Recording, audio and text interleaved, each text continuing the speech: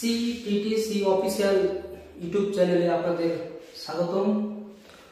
আজকে আমরা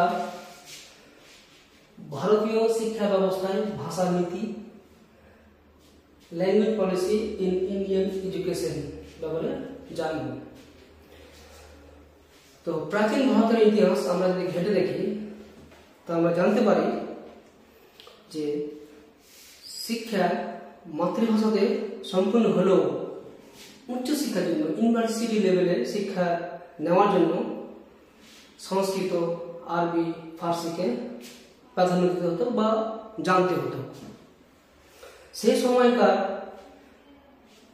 কথ্য ভাষা বা লৌকিক ভাষা হিন্দি, উর্দু হলেও উচ্চশিক্ষার জন্য বা ইউনিভার্সিটি লেভেলে শিক্ষা নেওয়ার জন্য সংস্কৃত, আরবি, ফার্সিকে আমাদেরকে জানতে হতো। তার সঙ্গে সঙ্গে কি ভারতে যখন মোগলের শাসন সমাপ্ত হয় তারপরে কি হয়, ব্রিটিশ ঔপনিবেশিক শাসন চালু হলে ইংরেজি ভাষার বিস্তার প্রাধান্য লাভ করে। আর সেই সময় শিক্ষার মাধ্যম হয়ে গেল কি ইংলিশ।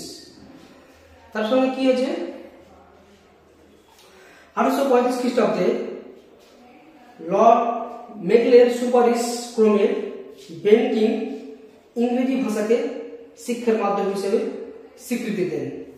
1954 খ্রিস্টাব্দে উডের ডেসপ্যাচে বলা হয়, মাতৃভাষার মাধ্যমে শিক্ষা দেওয়া হলেও ইংরেজিকে আবশ্যিক ভাষা হিসেবে গুরুত্ব দিতে হবে।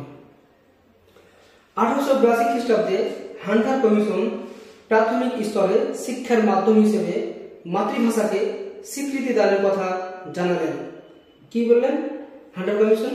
Primary education be regarded as the instruction of the message through the vernacular.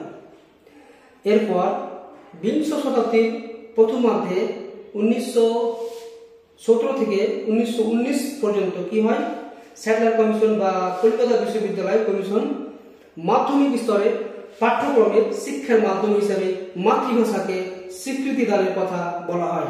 এরপর 1940 খ্রিস্টাব্দে বিদ্যালয় স্তরে শিক্ষার মাধ্যম হিসেবে মাতৃভাষাকে স্বীকৃতি প্রদান করা হলো।